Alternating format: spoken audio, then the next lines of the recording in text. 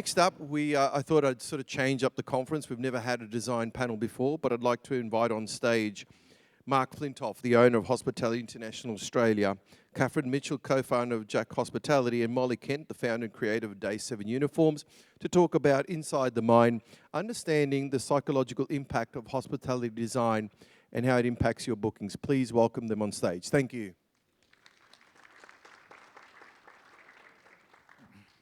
Thanks, Adrian. Great to be here.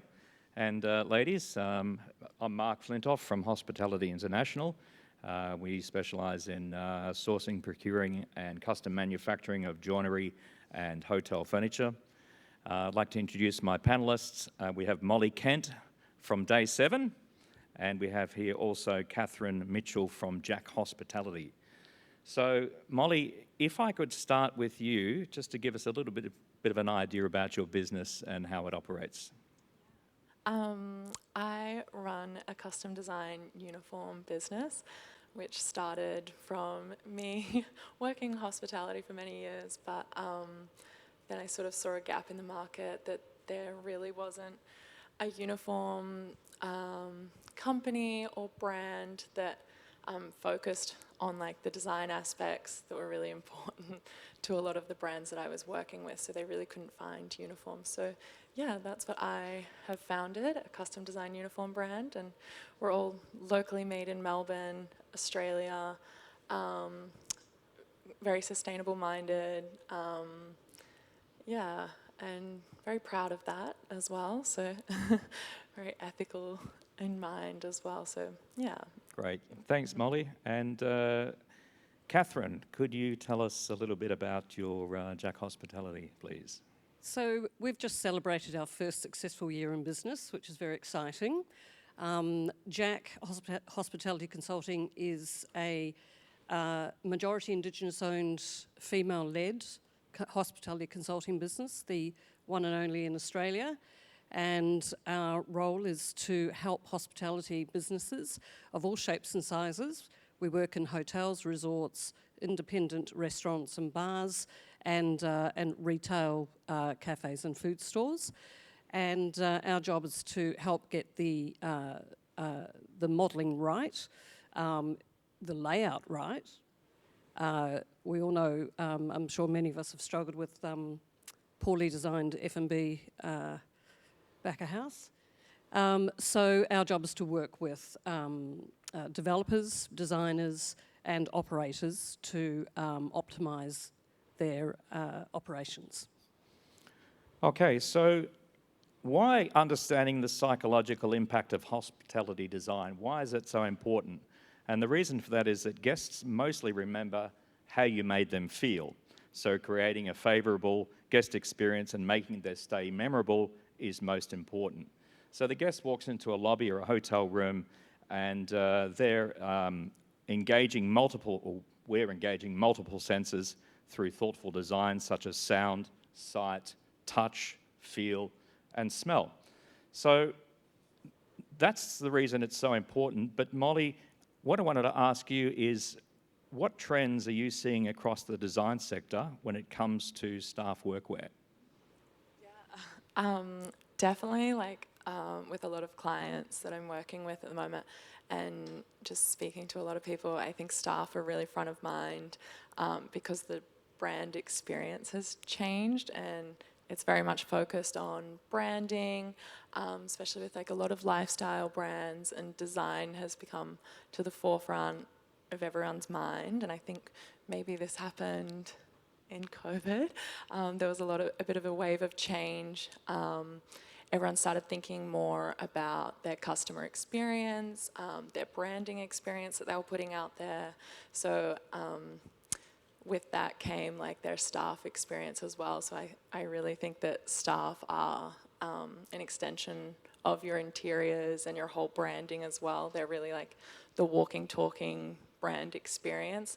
They're the interaction that your customers have and your guests have at every point in a hotel or in a space, from the lobby to the housekeeping and everything. So I think when that whole branding experience, it's also the interiors, and it's a physical product, but it's also an emotional branding as well. So, yeah. And if you haven't seen Molly's stand next door, it's really quite impressive. And I think it's important too that the staff feel good about what they're wearing. If they feel good, that actually comes across in non-verbal ways. So that's very important. Tell me, Catherine, what trends are you seeing across the design sector when it comes to your side of the hospitality? I think what we're seeing is a simplification of our of hospitality, and more approachable, more understandable for a customer. And I think there's a lot more leaning into looking at what customers actually need. A lot of people will build a restaurant and go, "This is what I am," but they haven't read the market. They haven't read,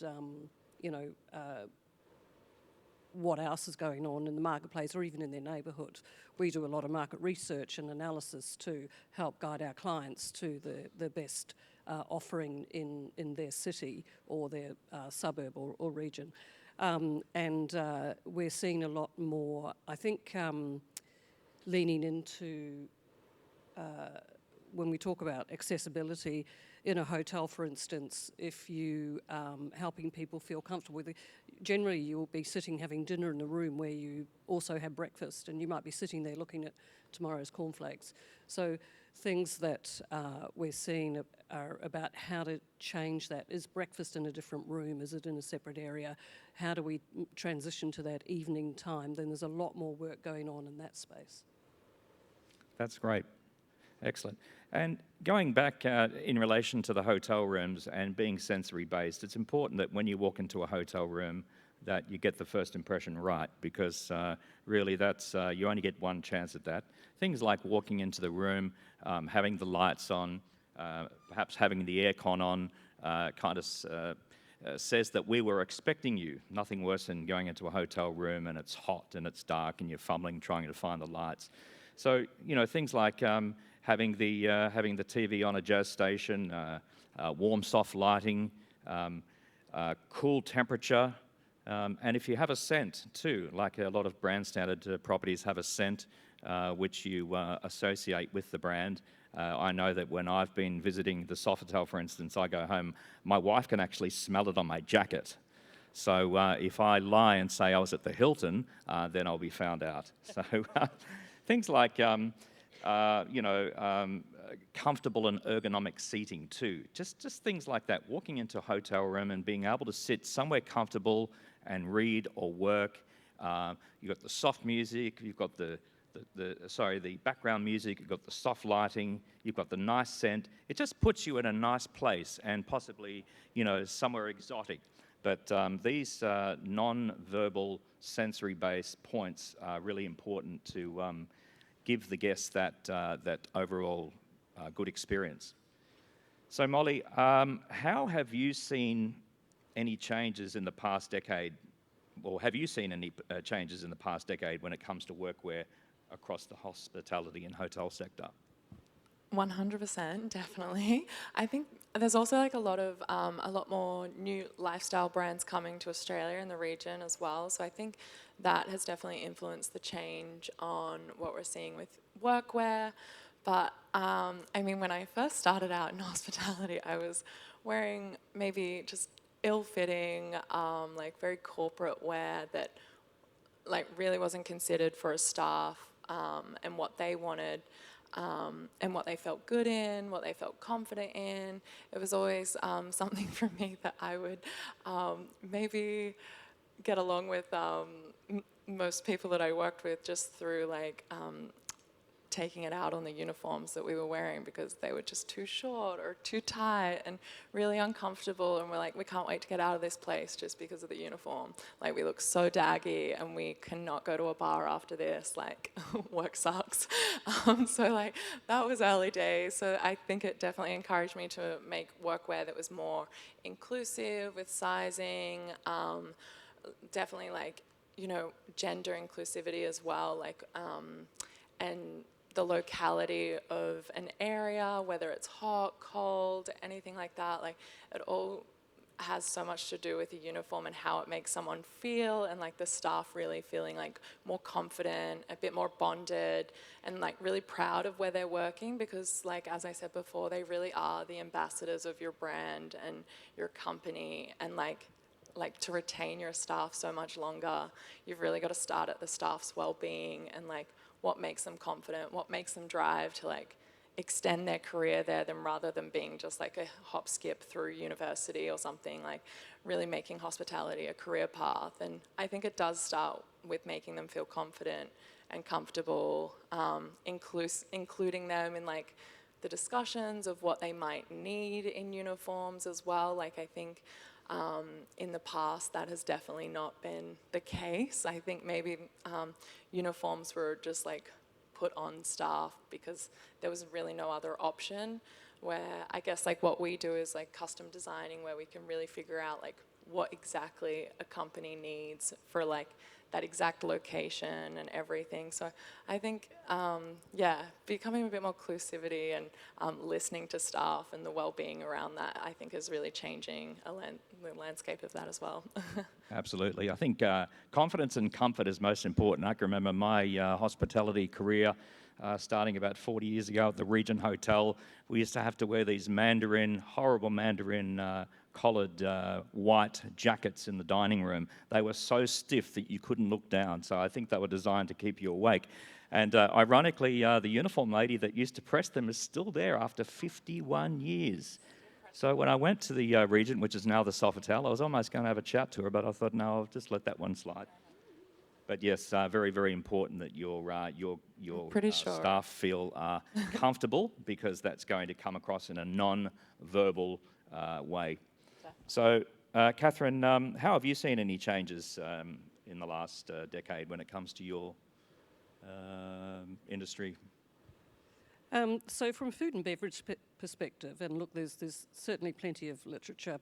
Just before I answer that question, Molly, I've felt the pain of ill-fitting uniforms. Thank you. And stiff collars. Stiff collars. So I'm glad to hear that, and I've worked on some uniform changes, so I think we'll be having a chat later. In terms of changes happening in food and beverage, you know, it's actually, Sydney's actually quite an interesting place at the moment, because we've had a plethora of openings. We're also seeing almost the same amount of closures. So I would say that the pressures on food and beverage and hospitality at the moment are cost-based. And if you haven't designed an operation that is efficient and will see you into the future, then you are going to suffer. Yeah, true, absolutely. Some of the changes I've noticed in the past decade in hotel rooms is that desks are shrinking. People are more inclined to go sit on the bed on their laptop and do some work rather than sit at a desk. The TVs are going on the walls. The armoires are getting a wide berth. They're going into the recycle mode. Open wardrobes are really becoming popular too, because if you're a little bit like me, I tend to be lazy. I don't unpack my suitcase. I just grab a coat hanger, grab my jacket, and then just hang it up. And the good thing about having an open wardrobe is that nothing's behind closed doors, and I don't leave anything behind. Minibars are shrinking, especially with the lifestyle hotels.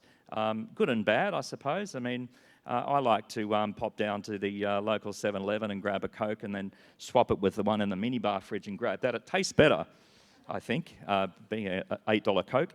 But that's really designed to bring the guests down to the restaurant, down to the common areas, and engage with other guests and utilise the food and beverage.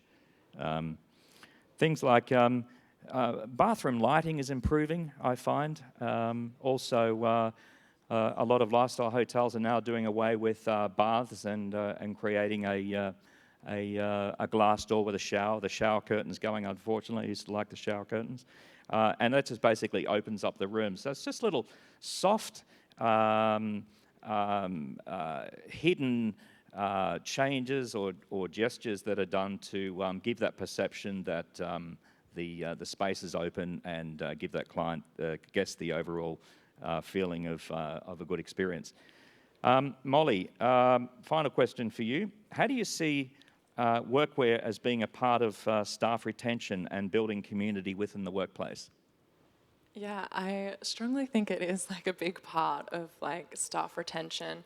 I think, as I said before, like listening to your staff, making sure you like understand what their needs are, like, or who your staff are as well, where they come from, maybe what their future looks like. We've been working with a couple of clients lately. They've got a lot of pregnant women that work for them, which is great, but how do we keep them there, like, while they're in their trimesters and whatnot? Like, how do we create a uniform for that as well? So, and have them come back as well. So I think like it's really important to like listen to your staff, but also another thing is, while listening to them, I think like the younger generations, millennials, Gen Z, whoever else comes after that, but they are really like focused on sustainability and ethics. They really buy into a brand and a company when they really truly know the transparency of a company and believe that as well. So I think like when they're signing on a contract or whatnot, they see that what their company is doing is truly like good intentions, or at least they can see that they're trying to change some things for the future. And it's not just like old school hospitality, which is also great in a way, but if you can innovate and keep moving forward with the world as well and with the generations to come, I think then you'll keep people coming in, and sustainability is truly like front of mind for them, and it's a really important note for not only hospitality but a lot of other industries. For younger people, I think they really care about that stuff, so I think it's important that you make it obvious to them that you are making changes and that you are moving forward with them as well, and not just lagging behind and not going to be there for them when they're aging and moving through their career. So yeah. Great. And finally, Catherine, how does your area of work contribute to staff retention? So for us, it's about making sure that we have facilities, or helping clients build and design and develop facilities that are actually make operational sense. They're efficient, they're effective, the journeys in between back of house to front of house are logical, there's no crossing over, they're safe as well. So you've shown that you care about the welfare of your people by not providing hazards or not building in hazards, or even things that in the future can become hazards. And you know, it's also a bit about lighting and aircon as well. Spent too many hours in small, dark, horrible back-of-house kitchens, I can tell you. So, you know, it's very important to have space, enough storage. That's one thing that always gets, and also enough daylight, but access to daylight, so the staff have somewhere nice where they can go during their breaks. They don't just have to sit at a corner of the restaurant or on a milk crate out the back. So that's all part of making them feel, cared for. They've got their lovely uniform, and they're proud of that. They're proud when they walk out the front of house, and we want to continue that through having a great design business for them to work in. Thanks, Catherine. And just one other question off script.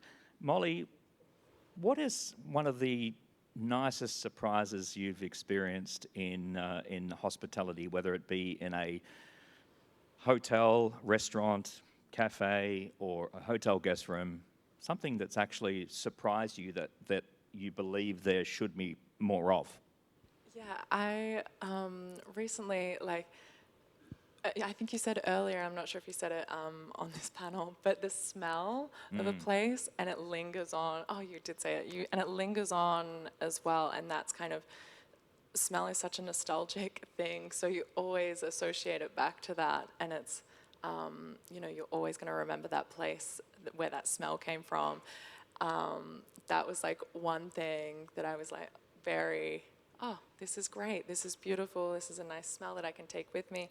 But also along with that, it was like a branded moment of just like customizing little handwritten notes that seem like they've just come from someone, like not printed, and things like that I think is really important, and it makes you feel like if you actually do need anything from the hotel, you can get it within minutes because they're actually there wanting to help you and wanting to service you.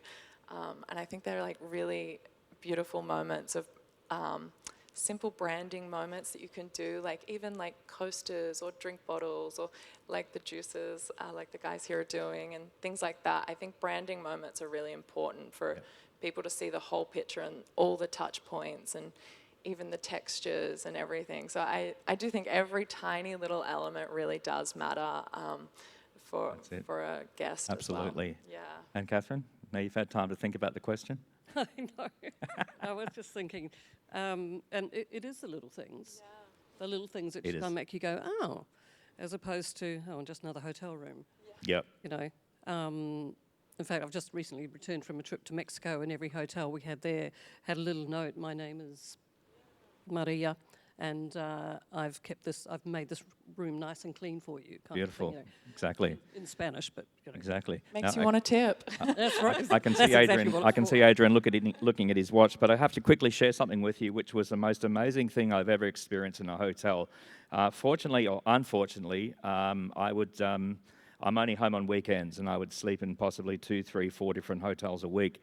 And there's only one hotel in the whole time I've been staying in hotels, and of all the countries I've been to, that actually showed me where the emergency exit was as a guest. I mean, if there was a fire in the middle of the night and an evacuation in a hotel room, I wouldn't know which way the elevator is. I wouldn't know middle of the night. I'd probably be trying to put my trousers on, trip over, hit my head.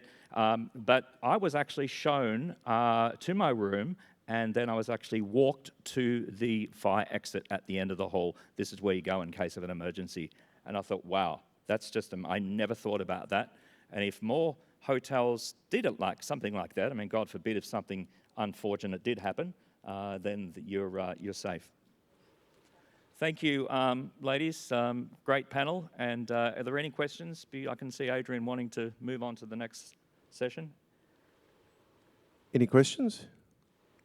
No? Please thank our panel. Thank you very much. Thank you.